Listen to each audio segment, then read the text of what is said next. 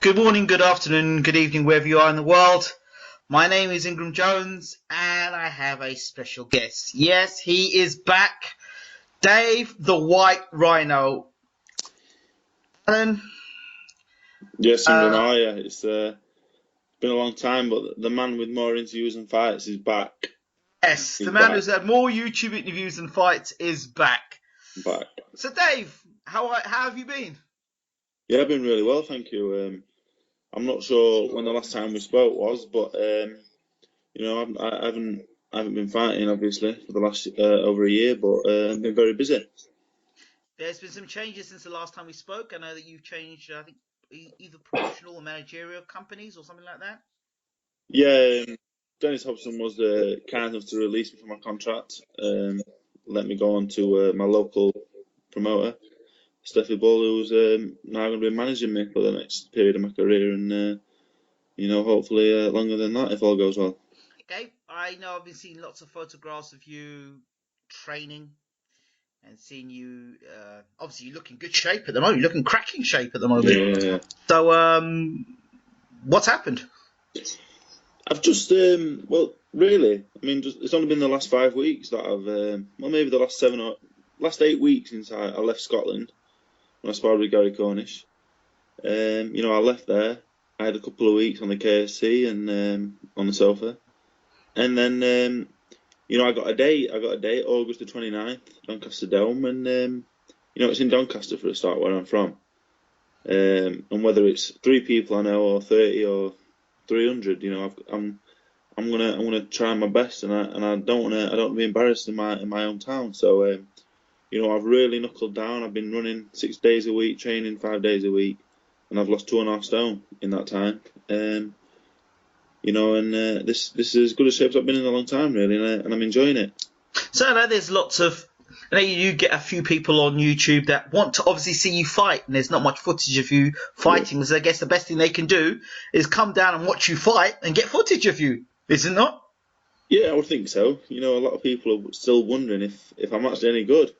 I think, but I just tell them you don't get invited to the Klitschko camp or to be part of Team Fury and win national titles as an amateur in 8 fights if you're not any good. So, come down because I'm not bad. I'm all right. I'm not there yet, but I'm getting there. So I know that you have sparred with Gary Cornish. So Gary Cornish is the guy that's now fighting Anthony Joshua. So how did your sparring sessions go with Gary Cornish? Me and Larry Olabamiwo, my old opponent, yes, went up there together. Me and Larry are good friends now. It's mad how crazy how things work out. This time last year, we were boxing each other, and I was saying some rather uncomplimentary things about the man, but he's a gentleman, and we had a great time up there. We sparred Gary a lot that week, and Gary's a massive man. He's very strong. He's a big puncher. But he's fighting Anthony Joshua, who right now he's looking very good. So, being completely honest about it, Gary's a friend, and so is Anthony. But unless Gary's very game, but it shouldn't really last very long, because I expect Anthony to win in the first or second round, because I just don't think Gary's at that level. In all complete honesty. I wish Gary the best. He's a very nice man. If he lands on Joshua, he will knock him out. There's no denying that, because he's a very big puncher. But that if we're going to be honest about it, which I am, because I'm not in the greatest of mood today, that's what's going to happen. You're not in a good mood. Is there a reason why you possibly are not in a good mood? Just life itself, England today. Is it boxing or non-boxing? Boxing related as always. Oh, there, It's boxing's. I'm only just starting out myself, so I'm not here preaching that I'm better than everyone else and bringing anyone down. But maybe you should. Gary is a friend of mine, but if people want to listen to me, and I always harp on about Sky pundits talking out of the backside, so I'm not going to come on here and lie myself. While he has got a puncher's chance and he's a very game, he's a very fit, strong man, I just don't see it happening. Right, and you sparred with him. I've sparred Anthony for the last 4 years, and I sparred Gary on a handful of occasions. So when's the last time you sparred Gary was? Just before his last fight. Okay, and the last time you sparred Joshua was? Before the Kevin Johnson fight, I think. Right, so that gives us enough. You've got a better insight than any Sky pundit. Unless that Sky pundit himself was getting in the ring and sparring with Joshua and Cornish, you've not even got a ringside seat. You've got an inside the ring sight of both fighters. Yeah. I mean, with sparring with them both, there's only one winner. And I'm not saying Gary's not good. If he got this opportunity against, an older faded fighter like a Michael Skelton, like others have been fortunate to in the past, he'd win it. I'm not saying he's a bad fighter. He's a good fighter because he's got some very good attributes. But there's not many men in the whole division that'll beat Anthony Joshua right now, really, apart from the really top guys. So it's a mad fight to take, really, because Gary was progressing nicely, I thought. So it was Kelly Maloney, obviously, is his manager now. Seems like a suicidal thing to do, to kind of throw your guy under the bus. It's a weird fight to take. You've got to give him credit for taking it, and Gary will fight anyone. And sparring with him is as tough and as game as it come. Mm-hmm. But I do think it's a crazy fight to make. He had the IBO belt and was progressing nicely. So it's a unless he probably really thinks he can win the fight. Okay, today I believe that Jonathan Banks was in the corner of Dillian Whyte. Yeah. This is a fight between Joshua and Whyte that, in my personal opinion, is too soon for Dillian Whyte. I think that he needs to build some momentum. What are your thoughts on this? I don't think Dillian's any more further along in his career than Gary Cornish is, really. I think they're at a similar stage, but Dillian's got the win over Anthony in the amateurs, that's what's bringing all the intrigue and the interest. Without that, he'd be in a similar situation to Gary is, where they're really underestimating his chances against Anthony. But I've seen Dillian spar Klitschko while I was over there, and he really does look a handful. He does look very good. So it's an interesting fight, but Anthony's got to beat Gary first, which is no foregone conclusion. However the bookmakers and the rest of us see it, he's obviously got a chance, and I would hope he's not looking past that. Okay, Eddie Chambers is back, and he's now signed with Al Heyman. Yeah, I spoke to Eddie the other day, and he's really buzzing about it. You can tell. He was talking to me about hopefully coming back over to the UK. Yeah. At some point, doing some training with Peter and getting back over here, seeing us all. And I really wish Eddie the best, because he owes nothing to boxing or anything. He's been there and done it. And I love listening to Eddie speak about boxing and his stories and stuff. He's been there, So, I wish him the best as a friend and a fan as well. Yeah, I wish him the best too. He deserves it. I told him I was praying for a long time for him to some breakthrough in his life, and he's had the breakthrough. So let's just hope he takes it with both hands, his head and his heart, and takes the opportunities that Al Heyman gives up to him. Yeah, I hope so. He's, Eddie can hopefully get that Wilder fight. That's what I'm hoping for. That'll be interesting. Yeah. Hughie Fury is back. He had his fight against George Arias. Yeah, I've seen that the weekend. Hughie looked very slender. He looked very fit. He looked very slim. He looked like he'd lost weight. I was thinking he could make cruiserweight. Yeah, he did look. He looks very slim. He looked very slim. He looked very fit. Yes. Obviously, Peter trains them hard. Peter's not putting you in that ring unless you're 100% fit. You're ready. And at 20 years old, fighting George Arias and Rudenko, going 10 rounds and beating these fighters, that's no mean feat at 20 years old. Oh, he's doing very well. Because when I was 20 years old, I was still an amateur, having 10 amateur fights, just going life and death in the ABAs. So, all credit to him at that age, doing what he's doing really well. So, Tyson Fury, Vladimir Klitschko. The fight has been signed, and it's for, I believe, in October. October the 24th, I think, and that's the one. This is the biggest heavyweight fight since maybe Lewis and Klitschko, the last one. Yes. This This is exciting. You know, Tyson's a proper character, and that's what's making the fight. You know, not really what he's done in the ring. You know, he's obviously got some really good wins on his record, but Nothing. you know, he's not got the best record going into a world heavyweight title fight. But I really Exactly. think he can win, and he really thinks he can win, and that's the first for a Klitschko opponent in many a year. It's nice to hear him talking the way he's talking, but if you listen to Tyson, and I've interviewed him, as you know, on a number of occasions, he talks sense. Forget the bravado 1 second and just actually listen to what the man is saying. He's giving you reasons why he believes he can win the fight. And they're not kind of like pie in the sky thoughts. He's spoken about Klitschko's age. He's talking about logically, he's been knocked out before. It's not like he's not been knocked out before.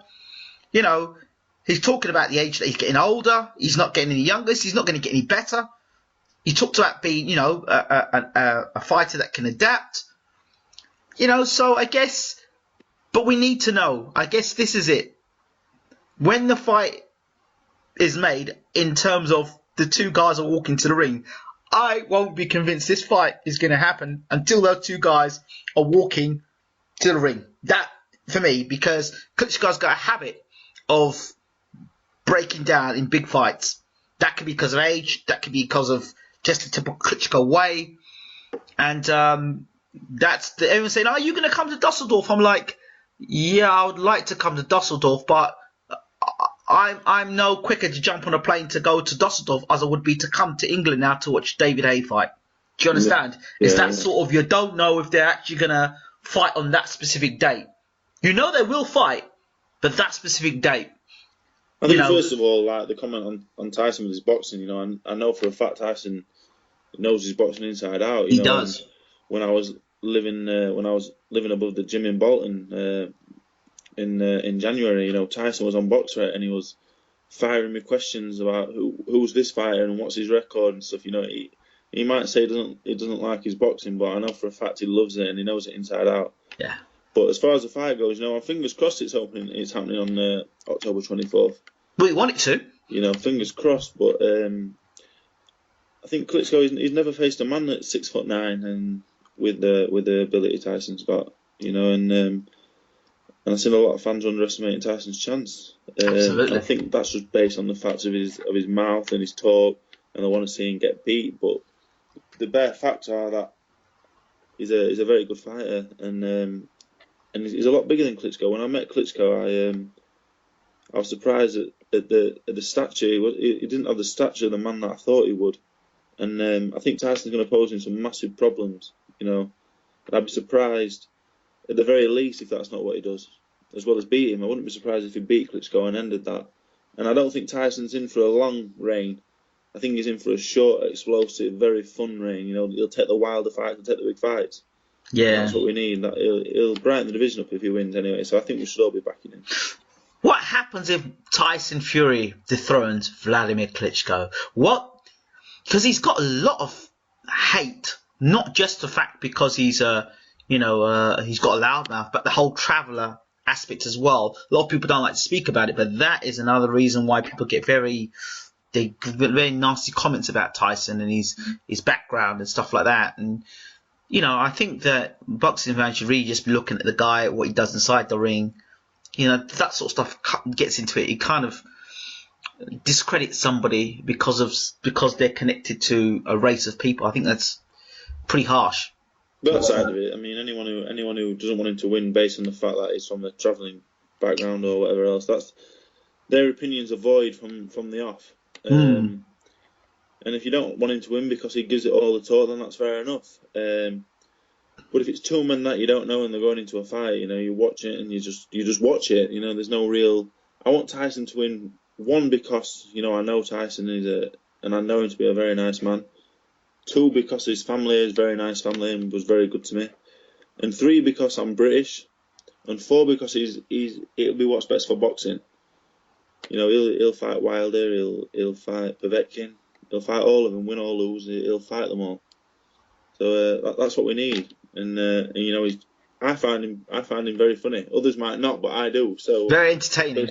He wins, yeah. Absolutely. So let's talk more about your own career. The fight that I heard was going to happen was between yourself and Paul Button. Yeah. The fight. I was told it was off at the weekend. Paul had a cut on his eye in Germany in his last fight. You know, I like Paul. I've met him a few times before. You know, I'm very respectful of him. You know, he's been around the block and boxed everybody. So Yeah. You know, it was a good fight for myself. It was one that obviously I had to win. You know, it wasn't a case of winning against Paul. That's no disrespect to him, but you know, you have to beat fighters like that. It was a case of how I was going to beat him. Do a number on him. But you know, hopefully that can be put back now later in the year or maybe next year, because it is a good fight, because he guarantees rounds. And you know, so now for the next fight, we're just looking around really for who we can get. You know, whether that's a foreign opponent or you know another English name. We're not 100% sure yet. But surely your career has to kick on now. It must be frustrating for you. Just waiting around, waiting for an opponent, fighting in Doncaster. I mean, it's nice to fight at home, but surely you want a little bit more accolades and attention. Yeah, it's a little frustrating, but I think everything's worked out for the best.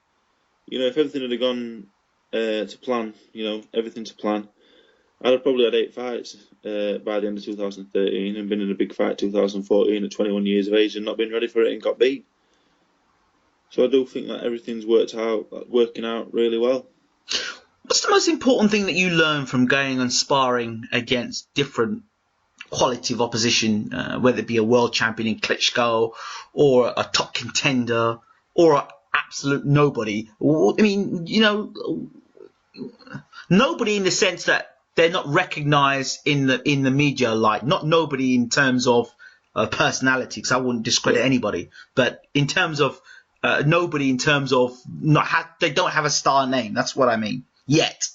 Yeah, well, like the last, if I just pick 4 like sparring camps that I've been to in the last year, you've got Klitschko at the top end, where you kind of in awe of everything because it was something that I'd never seen before. You know, the whole setup, you know, the man himself, you know, other fighters in the camp that I'd watched growing up, you know, everything about it, I was just kind of in awe, and I was just taking everything in really. So in a boxing sense, I wasn't really, you know, I didn't spar that many rounds, and I didn't do much training or everything. I just took everything in. You know, it would just be around them people and see. So that kind of camp, that's what I got out of that. That was seeing what the top level is all about. And then to spar off with Spielke, you know, that's a very good fighter. And I got out of that camp that, you know, these men aren't invincible. You know, these are in the top 10 in the world, but there's nothing special about them whatsoever. These are the kind of fighters that Anthony Joshua and Hughie Fury would beat tomorrow, but they're ranked in the top 10. So that showed me that, you know, these fighters aren't as good as they're made out to be, or as they think they are. Or the rankings, maybe. Yeah, then you go and spar a Gary Cornish, and then you're surprised he's better than you think. Because, you know, when you spar Klitschko and you think, oh, I'm going to go and spar such and such a fighter, you know, someone ranked to as similar to myself, and then they're better than you think. So I think it's all a mental game. It's how you. When I went to spar with Klitschko and Spielke, I was 100% on it, because I assumed if I wasn't, I was going to get hurt or I was going to be sent home. And then when you spar someone who's not as good, they're the days that you don't spar as well.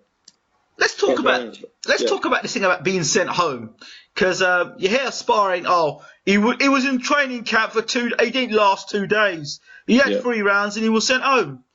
Yeah. How does that process actually work, Dave?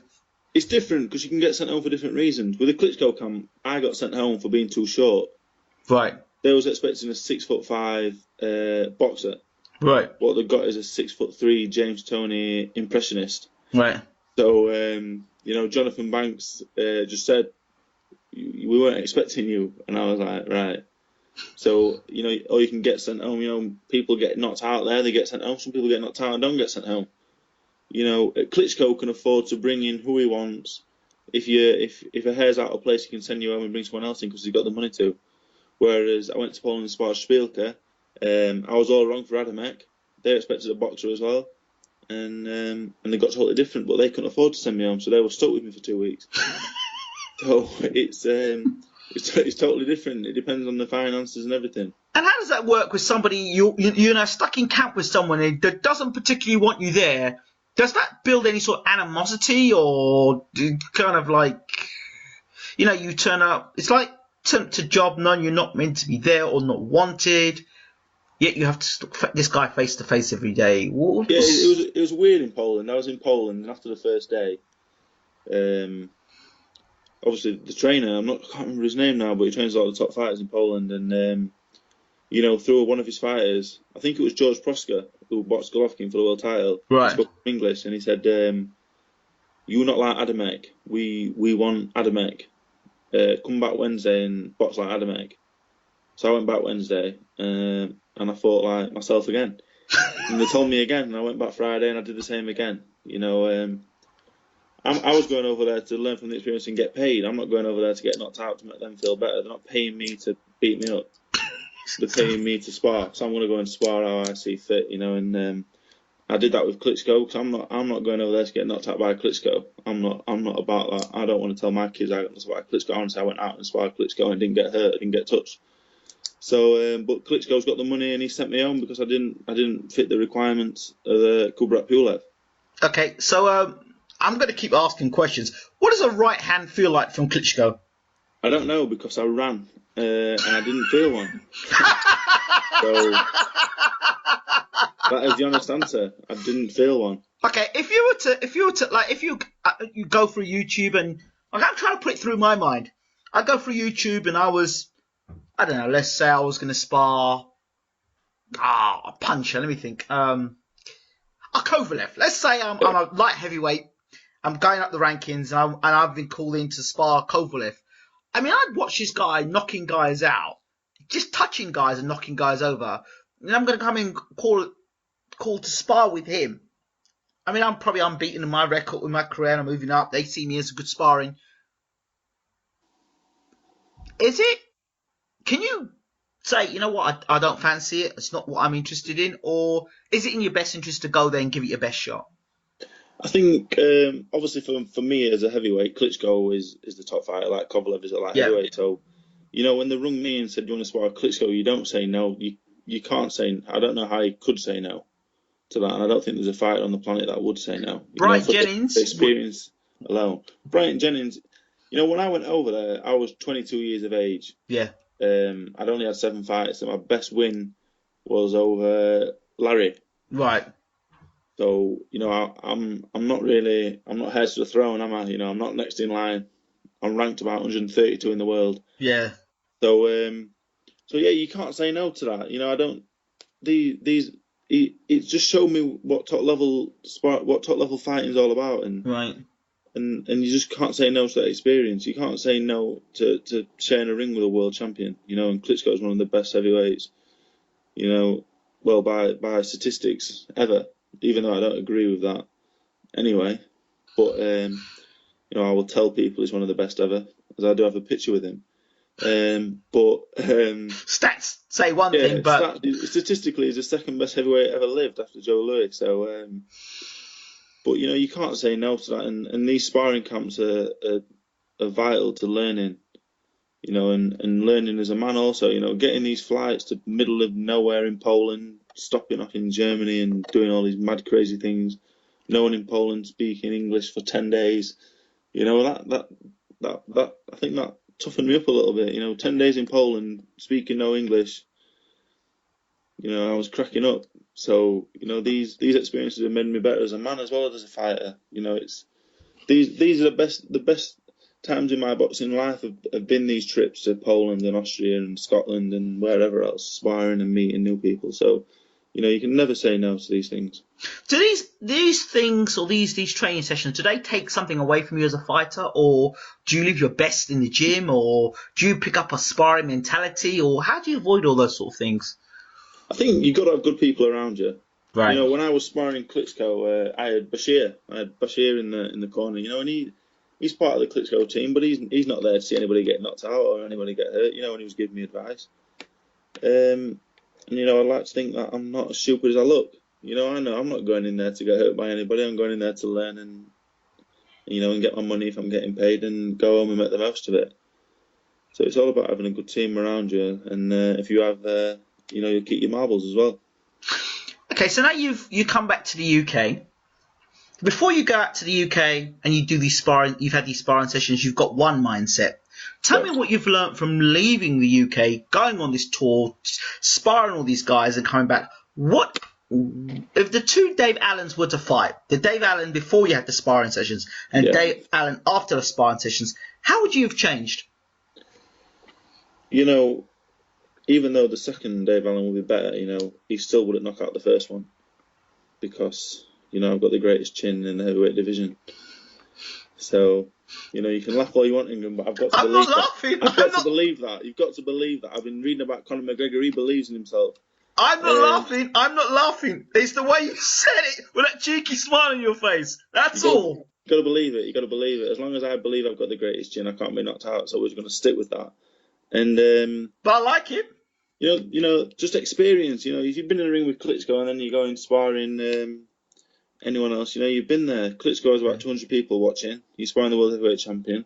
You've got Jonathan Banks in the corner. You've got other great fighters watching who's other sparring partners. Yeah. So then when you're going down to a gym in Manchester to spar a 3-0 amateur, you know, you're a bit calm about the whole situation. Sparring Klitschko was the same as having 3 or 4 fights. Wow. You know, that's what it felt like. When I came back, I felt like, you know, after every fight and you go to the gym after the fight, you feel like you've come on a little bit.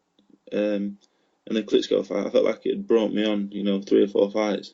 But I've seen a common thread, not just with yourself, your career, but I've seen careers where they've had ups and downs, not had the fights they're meant to have, and then suddenly something happens. They've got that in one night where it all turns around for them. They suddenly get the media attention, people's talking about you as the next coming, and it suddenly just opens up for them. So my words to you would be just stick with it, because all this patience is almost like a chess game. Eventually, you'll get a checkmate. Not checkmate, but you'll get the checkmate. Yeah, it's just you know, like I say, it is a bit frustrating seeing certain fighters that I've sparred or whatever, and you know, and I know I'm better than them. You know, but and you see them going to better things while you're stuck in a 4-round in Doncaster. You know, it does get frustrating.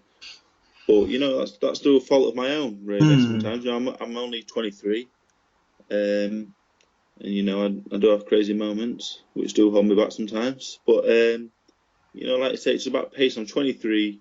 I'm an immature 23-year-old. You know, I can't lie.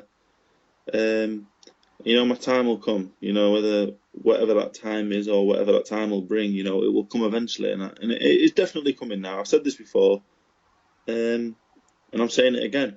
I might be saying it again to you in a year's time, but it will come eventually, and you know, when it does, when it eventually comes, whatever it may be, you know, it'll be worth it, because it will be a long time coming. Let's talk about Twitter. Let's talk about social media, and let's talk about Dave Allen on social media. Yeah. Anything of recent times that you've read that have made you either put eye up or put an eye down, or make you laugh or make you extremely violent inside? Every day. You know, that's not boxing related most of the time. You know, you see some crazy stuff on Twitter and Facebook. You do see some crazy stuff. You know, sometimes I will have a rant as well on there. I don't mind doing that.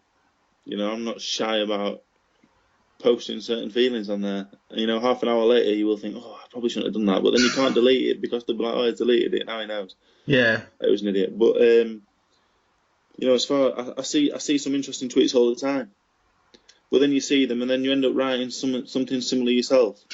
So you can't really judge anyone else for being stupid because you end up making the same mistake. Exactly.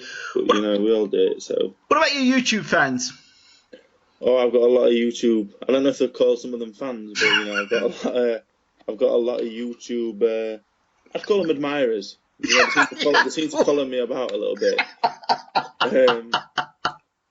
Some of them, I don't call them fans anyway. You know, the ones that give me positive feedback. Yeah. You know, very positive. They're not fans. You know, they're friends of mine. Yeah.